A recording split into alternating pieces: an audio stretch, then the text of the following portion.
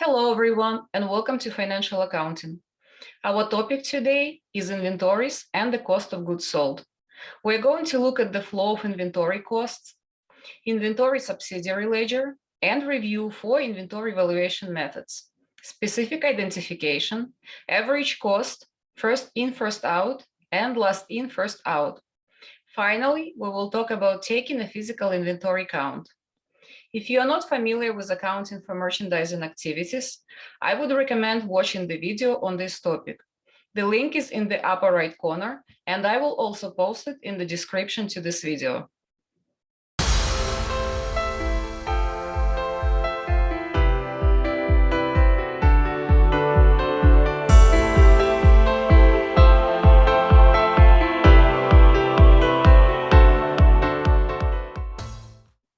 Inventory includes all goods that a company owns and holds for sale, regardless of where the goods are located when inventory is counted. Inventory is reported as a current asset on the balance sheet. Companies that sell inventory report the value of the inventory they have in stock at the end of the period as a current asset on the balance sheet. Companies that sell inventory also have an additional expense item called cost of goods sold on their income statements. The cost of goods sold account represents the cost of the inventory sold during the period to help earn revenue. Cost of goods sold is represented as a separate expense item on the income statement. Net sales minus cost of goods sold equals gross profit. Gross profit is the amount left after subtracting the cost of inventory sold to cover all other expenses and the profit. Let's quickly review the rules of debit and credit for accounts that we plan to use in this video. Inventory is an asset account. It is increased by debit and decreased by credit. Cost of goods sold is an expense account and is also increased by debit and decreased by credit. Cost of goods sold decreases owner's equity because it is an expense. Accounts payable is a liability account and is increased by credit and decreased by debit. Remember that in a perpetual inventory system, inventory purchases are recorded by a debit to inventory and a credit to accounts payable. This entry is similar to the entry made when any asset is purchased, such as a truck or land. The cost entry on the sale date requires a debit to cost of goods sold and a credit to inventory for the cost of the inventory sold. What is the unit cost of the inventory being sold? If all the inventory has the same unit cost, then this is not a difficult question to answer. However, in most cases, companies will have identical units of inventory in stock that have different unit costs. Let's see how to determine the cost of a unit of inventory sold. In this example, 10 laser lights are sold. There are 175 laser lights in stock. Of those in stock, the company paid $30 each for 100 units and $50 each for 75 units. So how is the exact cost determined for the 10 units we are selling on September 10th? There are 4 ways to determine the cost of inventory sold: specific identification, average cost, first in, first out, also known as FIFO, and last in, first out, also known as LIFO. Take a minute and review this chart for the bike company. This data will be used throughout the perpetual inventory examples to compare results. Note that inventory was purchased 4 times, every time at a different cost. There are also 2 sales at 2 different retail prices. When using the specific identification method, the specific cost of each unit that is sold is known. It is most commonly used in businesses that have low sales volume of high dollar items like car dealerships, exclusive jewelry stores, and custom builders. On August 1st and 3rd, TBC purchases inventory. On August 14th, they sell 9 bikes that cost $91 each and 11 bikes that cost $106 each. The cost of goods sold for August 14th is $1,985. After the sale, TBC has 5 units in inventory, 1 unit that cost $91 and 4 units that cost $106 each. Remember that in a perpetual inventory system, 2 entries are required to record a sale. The first entry is to record the sale at retail and involves cash or accounts receivable and sales. In our example, we debit cash for $2,600, 20 bikes at $130 each, and credit sales for the same amount. The second entry is to record cost of goods sold at cost and remove the items sold from inventory. In our case, we debit cost of goods sold for $1,985 and credit inventory for the same amount. We determined that cost of goods sold amount on the previous screen. We will make a similar set of entries each time we have a sale. Next, TBC makes a purchase on August 17th and another on August 28th. On August 31st, TBC sells 23 bikes, 1 that cost $91, 3 that cost $106 each, 15 that cost $115 each, and 4 that cost $119 each. The cost of goods sold for the August 31st sale is $2,610. After the August 31st sale, TBC has 12 units in inventory. 1 unit that costs $106, 5 units that cost $115 each, and 6 units that cost $119 each. Using the specific identification method, TBC would report cost of goods sold on their August income statement of $4,595, and they would report ending inventory on the balance sheet of $1,395. When using average cost, assign the average cost of the goods available for sale to cost of goods sold. The average cost is determined by dividing the cost of goods available for sale by the units on hand. On August 1st and 3rd, TBC purchases inventory. On August 14th, they sell 20 bikes. First, TBC needs to compute the average cost of the items in inventory. They do this by dividing the cost of goods available for sale of $2,500 by the total units in inventory of 25. The average cost per unit is $100. Then, to determine the cost of goods sold for August 14th, multiply the number of units sold by the average cost.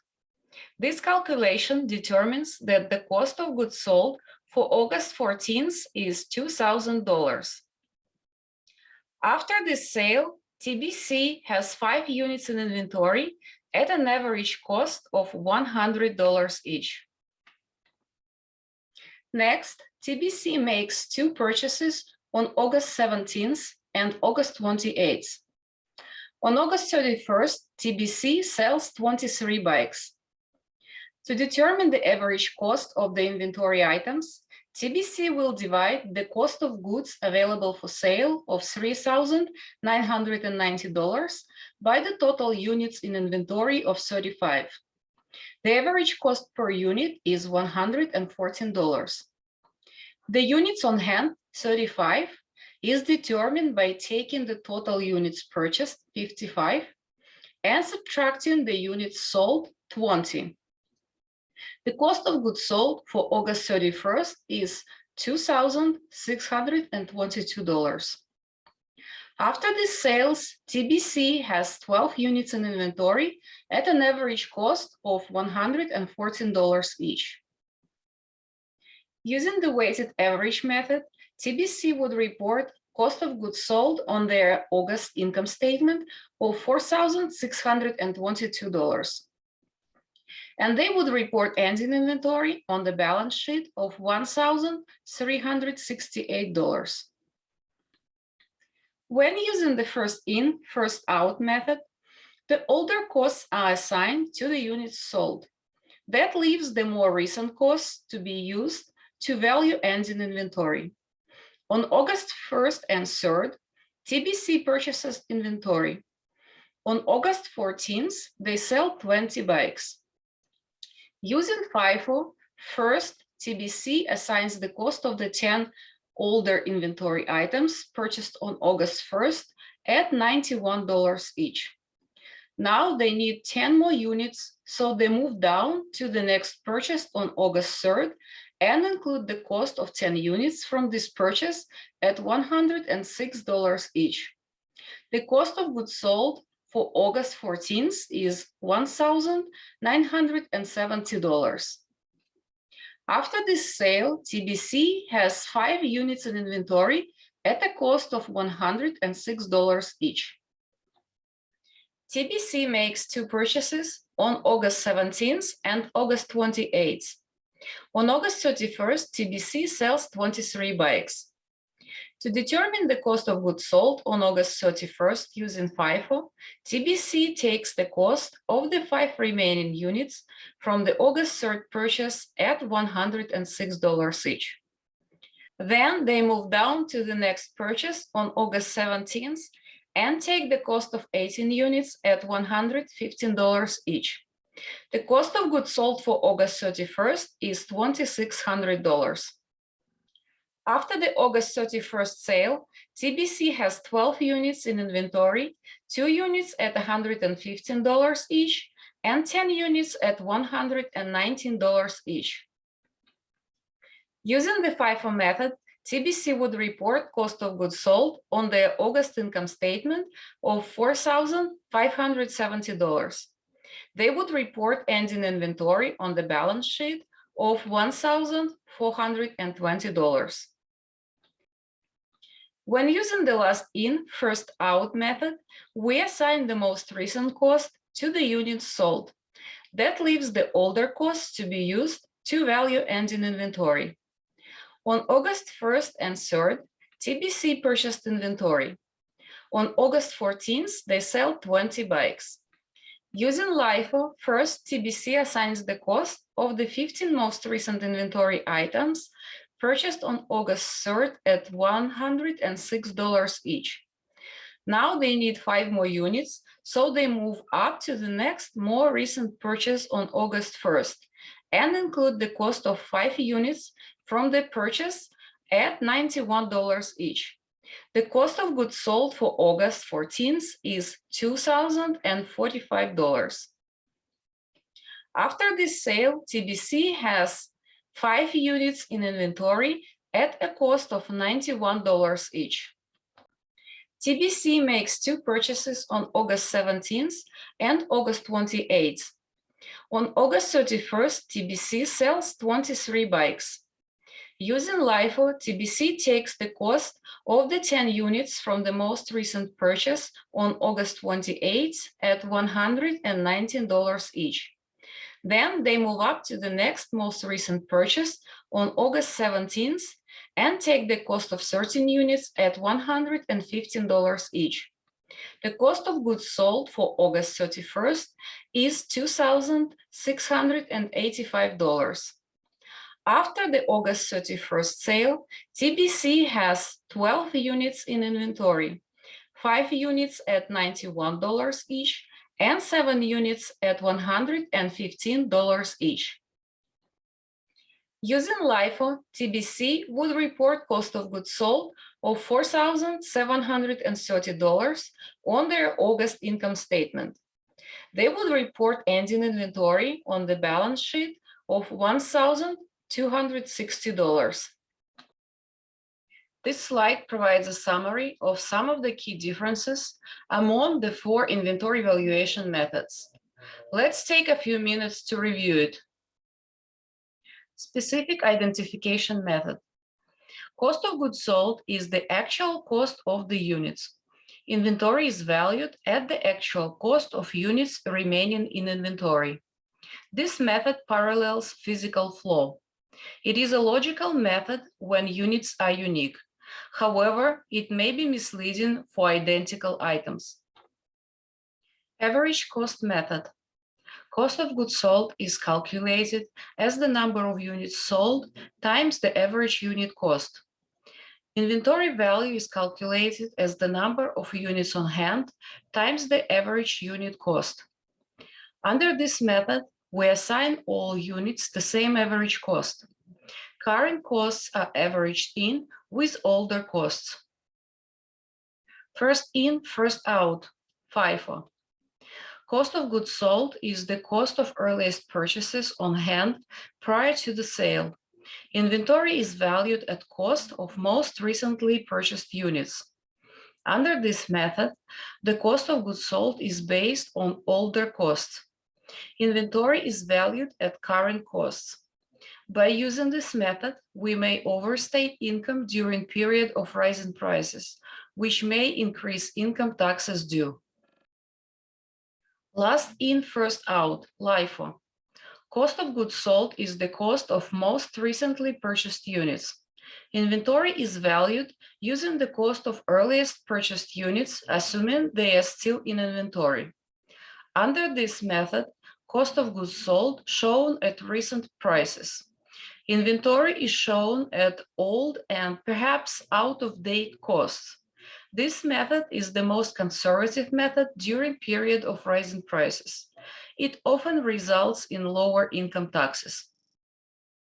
The principle of consistency limits companies' ability to switch accounting methods from period to period. The goal of this principle is to provide users with financial statements prepared using consistent accounting principles from one period to the next. This allows users to more easily make comparison from period to period.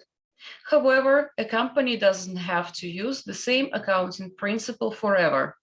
If a company has a good reason to change accounting principles, they can. Most companies take a physical count of inventory at least once a year. Theoretically, the physical count should match the numbers of items in the inventory records. In reality, this is not the case.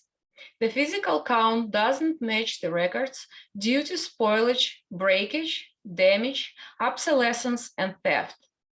The physical count helps get records up to date to reflect what is actually on hand. When a physical count identifies inventory shrinkage, an entry is made to debit cost of goods sold and credit inventory. This entry increases cost of goods sold and expense account and decreases the inventory account. Thank you for watching this video. Don't forget to like and subscribe. In the next video, we will continue talking about inventory and discuss lower cost of market and other inventory write-downs. See you next week.